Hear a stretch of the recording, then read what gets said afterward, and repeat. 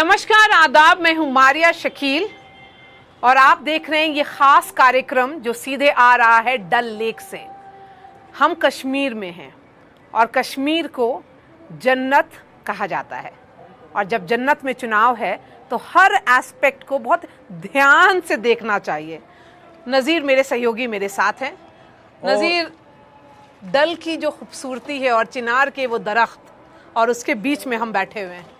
डल की ठंडी हवाएं और ज़बरवन पहाड़ियों के बीच में जब बीजेपी के senior leader doctor Nirmal Singh से बात हो और वो भी सियासत पे और इलेक्शन के दौरान, उसका यकीनन कुछ और मज़ा है। कुछ और मज़ा है। और आप, मुझे यकीन है हर एक इसको चाहेगा देखना, न सिर्फ इसकी खूबसूरती बल्कि जो हमारी बातचीत भी होगी। डॉक्टर निर्मल सिंह जी भाजपा के सीनियर लीडर हैं, कैंपेन कमेटी के इंचार्ज हैं। पूरा जो कैंपेन हो रहा है भाजपा का उसकी वो निगरानी कर रहे हैं और फॉर्मर डेप्यूटी चीफ मिनिस्टर भी हैं। निर्मल सिंह जी, एनडीटीवी के इस कार्यक्रम में आपका स्वागत है। सबसे पहला बहुत एनडीटीवी का बहुत बहुत शुक्रिया कि आपने मुझे मौका दिया कि मैं आपसे रूबरू हो सकूं। भाजपा का इस चुनाव से आप लोगों की क्या उम्मीदें हैं? देखिए, भारतीय जनता पार्टी ये चुनाव, भारतीय जनता पार्टी की सरकार बने और हम ये जो जम्मू कश्मीर है, जो पिछले समय से 30 सालों से लगभग उग्रवाद और आतंकवाद का शिकार हुआ है, लगभग 50,000 लाशें यहाँ पर गिरी हैं और यहाँ पर इतना पोटेंशियल होने के बावजूद भी, चाहे वो टूरिज़्म है, चाहे हमारा वाटर्स हैं, हमारा जो है हॉर्टिकल्चर है, एग्रीकल्चर है, फॉरेस्ट कितना बड़ा एरिया है, हमारे पास बहुत ज़्यादा पोटेंशियल था। और उसमें से हमारी आबादी कितनी है? 1 करोड़ और 35 लाख। लेकिन आज पिछले 70 सालों में हम अपने नौजवानों को रोज़गार नहीं दे सके। दिया क्या? गन पकड़वाई उनके हाथ में गन दी, पाकिस्तान की तरफ उनको धकेल दिया। तो ये जो एक सियासत थी, यहाँ के जो ट्रेडिशनल पार्टीज़ थी, जिनको भारतीय जनता पार्टी के लोग हम 3 परिवारों की पार्टियाँ कहते हैं, उन्होंने जो राजनीति दी, जो सियासत दी, उसके इर्द गिर्द जो ताना बोना बना, उससे इनको फ़ायदा हुआ लेकिन जम्मू कश्मीर को नुकसान हुआ, यहाँ के नौजवानों को नुकसान हुआ। यानी यहाँ का जो भविष्य है, फ्यूचर है, उसका जो भविष्य जो है वो जो है लेकिन पार्टी अपना भविष्य क्या देख रही है, खास करके वैली में? क्योंकि यहाँ पर 47 सीट्स हैं, जम्मू रीजन में 43 सीट्स हैं और इसमें आपने बस 19 कैंडिडेट्स फील्ड किए हैं। जी, हमने जम्मू में 43 सीट्स हैं और 43 के 43 किए हैं और 19 सीट्स पर यहाँ लड़ रहे हैं।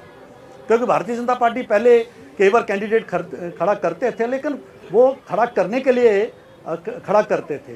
लेकिन इस बार क्योंकि हमारा जो लक्ष्य है कि हमारी सरकार बने, तो डेफिनेटली हमें पूरा विश्वास है कि 19 जो हमारे कैंडिडेट्स हैं, इनमें से मेजॉरिटी जो है जीत के आएंगे। और माहौल भी ऐसा है कि जम्मू में तो हम स्वीप करेंगे, लेकिन यहाँ से भी अच्छी जो है संख्या में हम जीत के आएंगे और जम्मू कश्मीर में भारतीय जनता पार्टी लेड सरकार बनेगी, ऐसा हमें पूरा विश्वास है। निर्मल सिंह जी, आप न सिर्फ बीजेपी के वरिष्ठ नेता हैं, बल्कि आप कैंपेन कमेटी के चेयरमैन होने के साथ साथ जो मैनिफेस्टो कमेटी थे उसके भी चेयरमैन थे। जी, आपने मैनिफेस्टो तैयार किया जिसे आप संकल्प पत्र बताते हैं।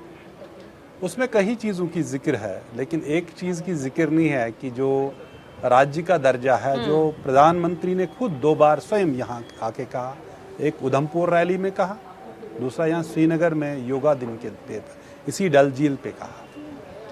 तो आप ये बताएं कि वो स्टेटहुड का उसमें आपने जिक्र क्यों नहीं की, जबकि वादा तो पहले ही था?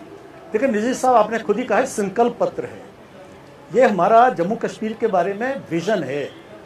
नरेंद्र भाई मोदी जी के सपने का जम्मू कश्मीर कैसा होना चाहिए, उसको जो है तरक्की और तामीर को लाने के लिए, शांति जो भाईचारा लाने के लिए, वो उसका संकल्प है।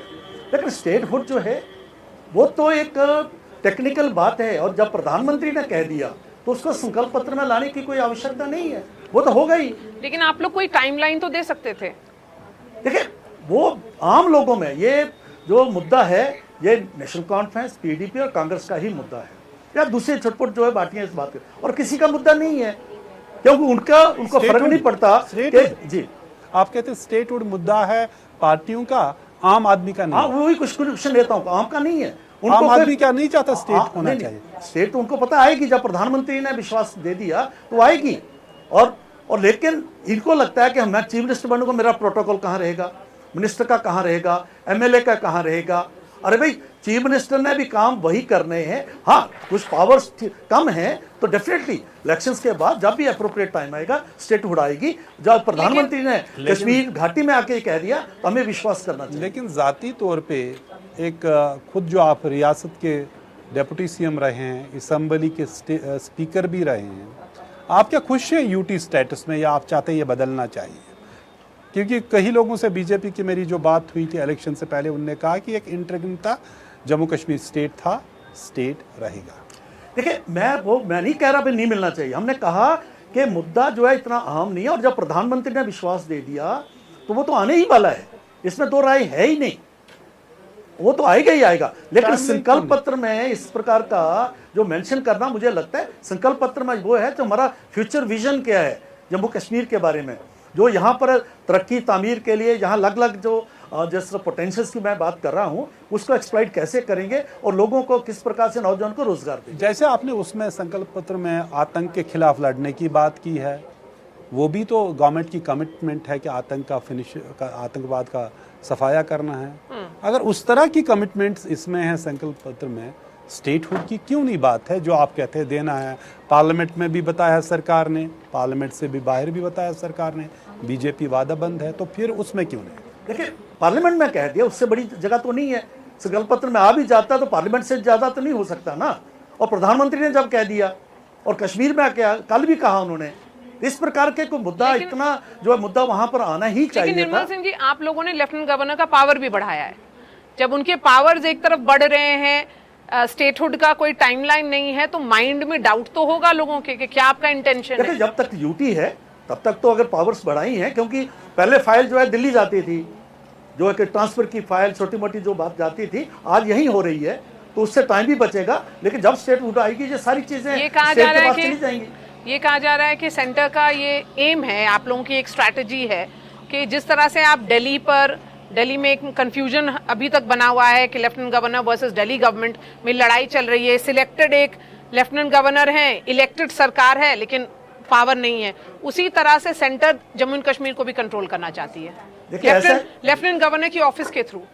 देखिए, जैसा कल ही हमारे आदरणीय प्रधानमंत्री जी ने डोडा में कहा है कि स्टेटहुड आएगी, तो उसके बाद मुझे लगता है डाउट नहीं करना चाहिए। अच्छा, और आएगी। निर्मल सिंह जी, आप जम्मू में जाहिर सी बात है बीजेपी की गिरफ्त है। पिछले बार बीजेपी ने वहीं से 25 सीटें ले ली और आज पार्लियामेंट इलेक्शन भी जीत ले, वहाँ से 2 सीटें ले ली।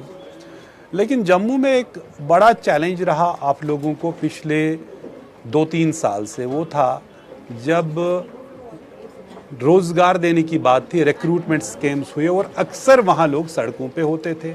कभी आपके बीजेपी के कार्य दफ्तर में भी आ गए, मुश्किल हालात पड़े और फिर बीजेपी के जो नेता थे उनको खामोश करना पड़ा।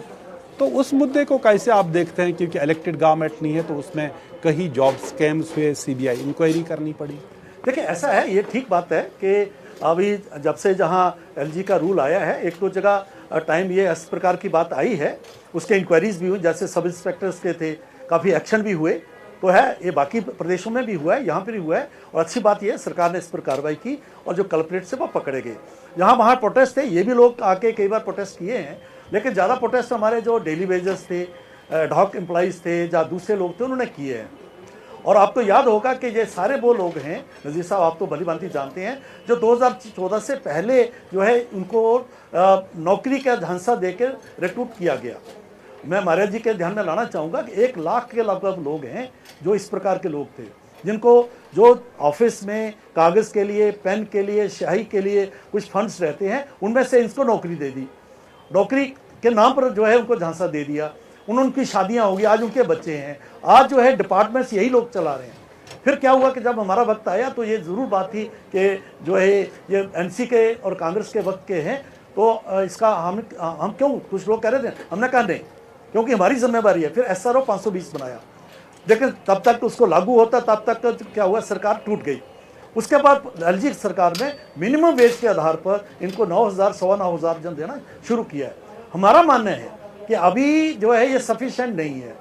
हमने अपने मैनिफेस्टो में लिखा है कि इनका जो टोटल जो इनकी क्या समस्या क्या है और इनको ऑनरेबल जो है इनको जो सॉल्यूशन दिया जाए, ताकि ये जो है इज्जत की जिंदगी जी सके, अपने बच्चों का पेट पाल सके। इस प्रकार की जो है योजना लेके भारतीय जनता पार्टी की सरकार, जम्मू कश्मीर की सरकार आएगी। लेकिन निर्मल सिंह जी, बार बार ब्लैक लिस्टेड कंपनियों को उनके जरिए एग्जाम कराना, जिनको बाकी स्टेट्स जैसे यूपी में बैन है, दूसरे रियासतों में बैन है, हाई कोर्ट ने उस पर ऑर्डर दिया, उसके बाद बावजूद लोग सवाल कर रहे थे न सिर्फ नियत पे कि देखिए क्या बच्चों के भविष्य के साथ खेला जा रहा है, उनके रोजगार के साथ खेला जा रहा है। देखिए, इस प्रकार की अगर बात हुई है तो उस पर एक्शन भी हुआ है।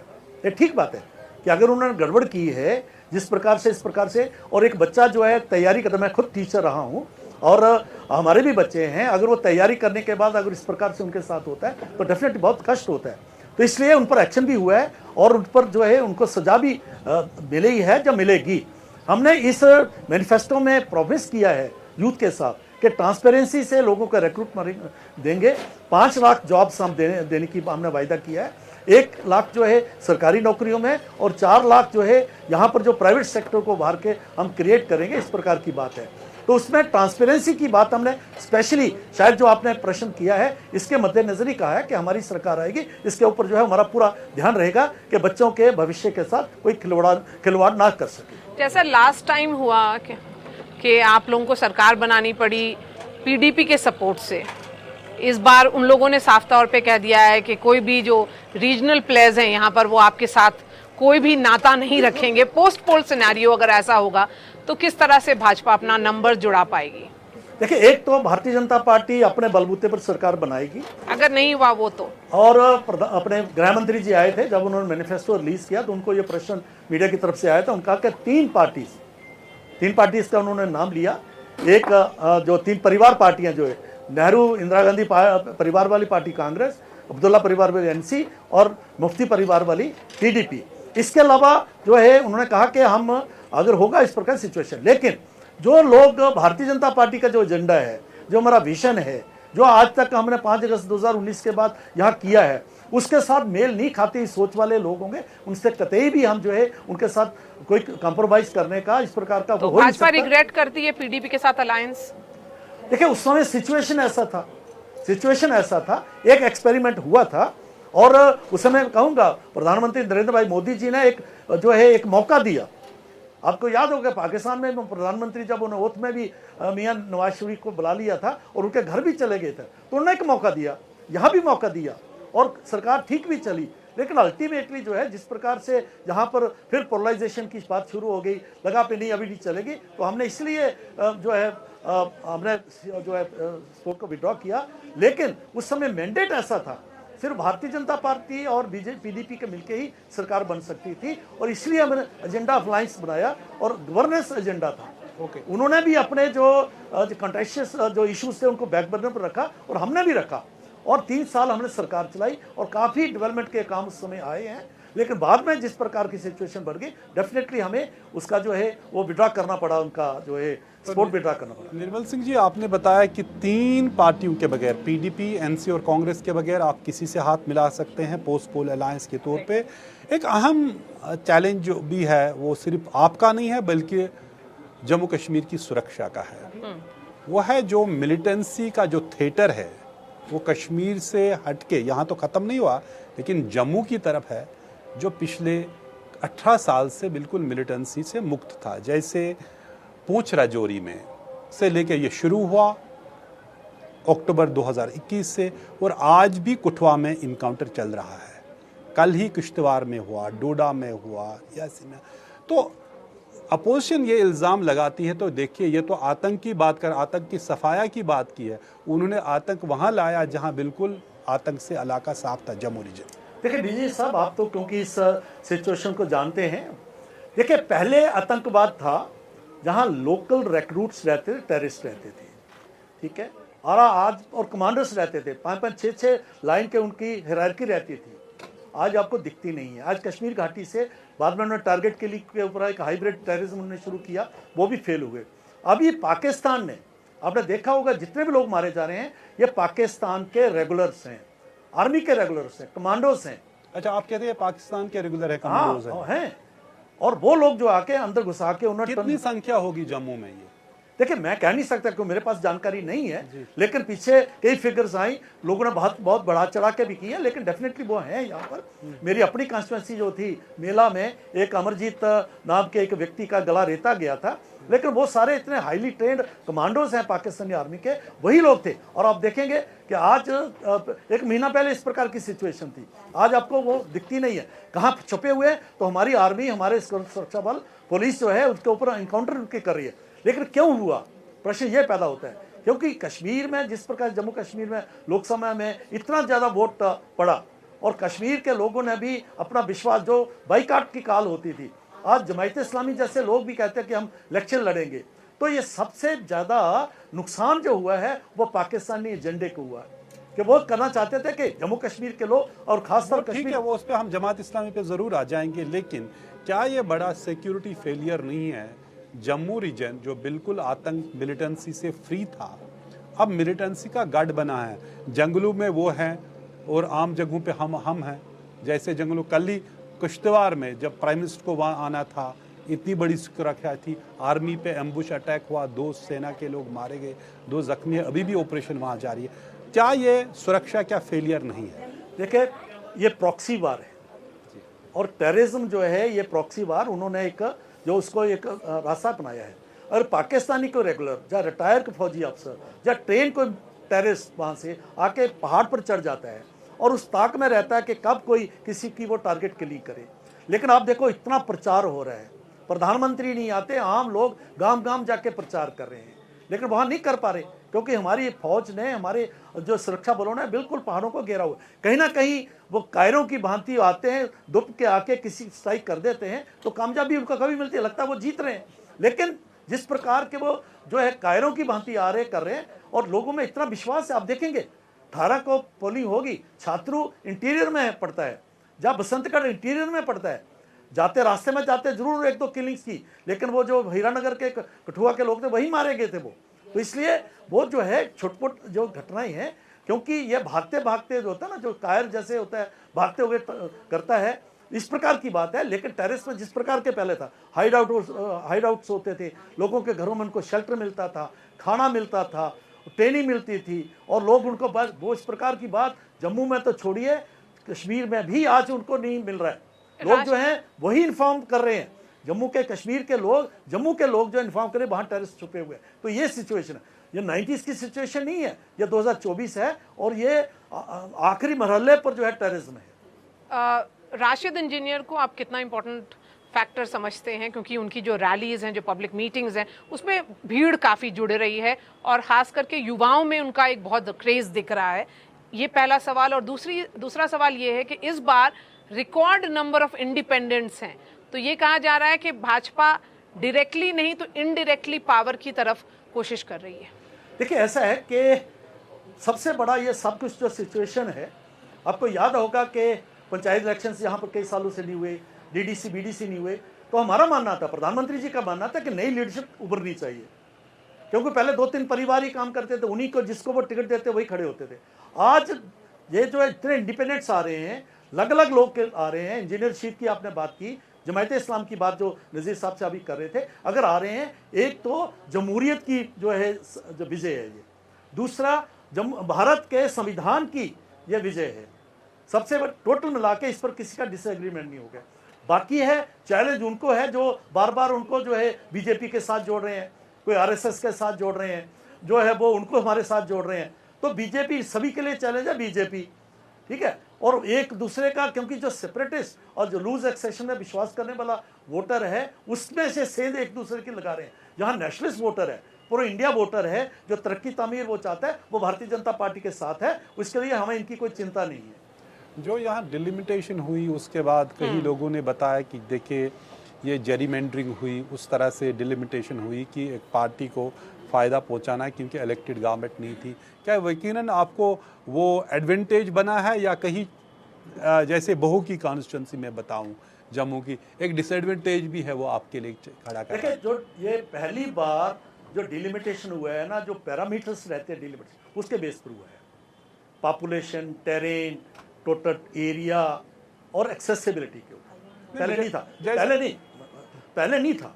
पहले तो आर्बिट्रेरली हो गया, जहाँ 37 सीटें, वहाँ 37 सीटें, 46 सीटें, यहाँ वहाँ पर 4 सीटें, इस प्रकार से हुआ है। मैं एक फैक्ट बताऊं आपको, जैसे कुकरनाग की सीट एक तरफ है, दूसरी तरफ से वहाँ से किश्तवाड़ में लेंगे पाडर की सीट, उसकी 50,000 और यहाँ से 1,93,000।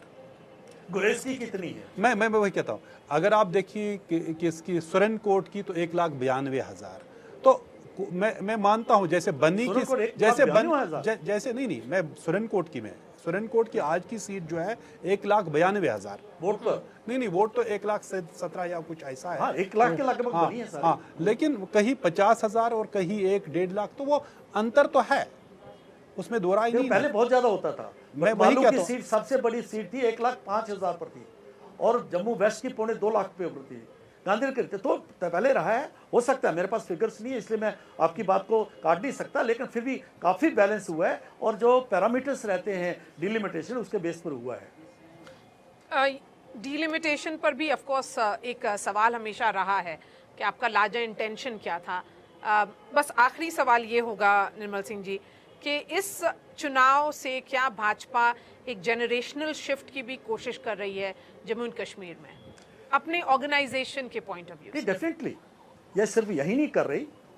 कल प्रधानमंत्री जी ने कहा कि नई लीडरशिप उभर रही है। वो सिर्फ भारतीय जनता पार्टी की बात ही नहीं है, क्योंकि जो पंचायत के सरपंच, पंच, डीडीसी, वीडीसी का करके आप देखा होगा, जिन इंडिपेंडेंस की बात आप कर रहे हैं, उनमें से बहुत से लोग जो हैं जो डीडीसी के जो है मेंबर्स बने हैं। तो एक जो नई लीडरशिप उभर रही है, उभरनी भी चाहिए, क्योंकि नए लीडर्स आएंगे, नए चेहरे आएंगे, नई इनोवेटिव उनका माइंड होगा, नए उनका जोश होगा। पहले तो ट्रेडिशनली था, नेशनल कॉन्फ्रेंस का 3 पीढ़ियों से एक ही है, ऐसे ही जो है पीडीपी का भी ऐसे ही है, कांग्रेस का भी एक ही परिवार है।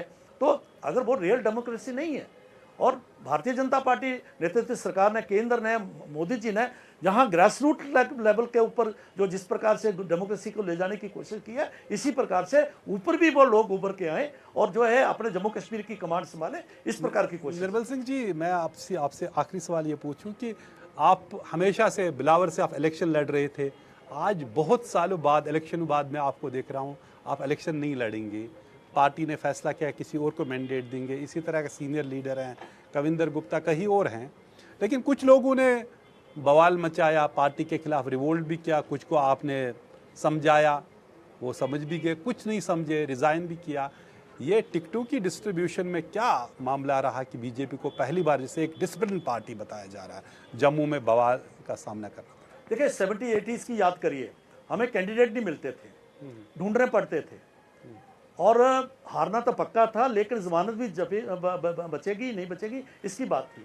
आज हमारे एक कंस्टिट्यूंसी में 10-10, 12-12 कैंडिडेट्स हैं, इक्वली गुड हैं, इसलिए 15 लाख की हमारी मेंबरशिप है जम्मू कश्मीर में। तो डेफिनेटली अगर छुटपुट कहीं इस प्रकार की घटनाएं हुई भी हैं, जैसे आपने कहा, काफी लोग जो हैं फिर वो लग पड़े हैं, कहीं एक आध जगह पर ऐसा जरूर है। जहां तक मेरी बात कह रहे हैं, मिस कर रहे हैं इलेक्शन लड़ना? नहीं, देखिए मेरी बात है कि जो पार्टी नाराजगी और राजगी छोड़िए, मिस कर रहे हैं इलेक्शन लड़ना? नहीं, मिस नहीं करे, कैसे? मैं लड़ रहा हूँ ना, मैं आपसे रूबरू हूँ, मैं लड़वा रहा हूँ। पहले मैं अग्निवीर था, फ्रंट पर लड़ता था, आज मैं तोपखाने में हूँ, यहाँ से फायर कर रहे, जंग जीतेंगे और मेरी पार्टी मेरा दूसरा रोल बनाएगी। तो इसमें कोई मुझे ऐसा नहीं है, हम पार्टी के सिपाही हैं। देखो, जम्मू कश्मीर में भारतीय जनता पार्टी का डिप्टी सीएम बनना, और निर्मल सिंह जो किसान का बेटा है, नंगे पांव स्कूल जाता था, सिपाही का बेटा है, गांव से उठ के है, इससे ज़्यादा मुझे क्या चाहिए? वो भी यूनाइटेड जम्मू कश्मीर का स्पीकर बना, स्टेट प्रेसिडेंट बना मैं, ठीक है। अभी है कि हम देखेंगे आने वाली पीढ़ी जो खड़ी हो। दल की एक खास खासियत है, यहाँ से कमल भी खिलते हैं, तो कश्मीर में कोई एक कमल खिलने की कोई खिलेगा, अच्छे कमल खिलेंगे नहीं इस साल, इस इलेक्शन में बिल्कुल खिलेंगे, बिल्कुल खिलेंगे, आप इंतजार करिए। और जो है हमें शुभकामनाएं भी दीजिए। तोप चलाने के बजाय आप फूल यहाँ से हाँ, तो मैं जंग की बात कर रहा हूँ, जो इलेक्टोरल जंग है उसकी बात कर रहा हूँ कि कमल खिलेगा। और कमल का मतलब ही ये है कि कमल का मतलब यही है कि उसमें सॉफ्टनेस है, उसमें फ्रेशनेस है, उसमें आने वाले समय के लिए विजन है, वो करने का संकल्प है। ये चलिए। सारा कमल के बीच में। हमारे साथ बात करने के लिए बहुत बहुत शुक्रिया बहुत निर्मल सिंह जी। शुक्रिया मारिया जी, Thank you. अच्छा लगा नज़ीर साहब, बहुत बहुत बहुत शुक्रिया। एनडीटीवी को बहुत बहुत शुक्रिया मैं कहूँगा। Thank you so much. Thank you so much.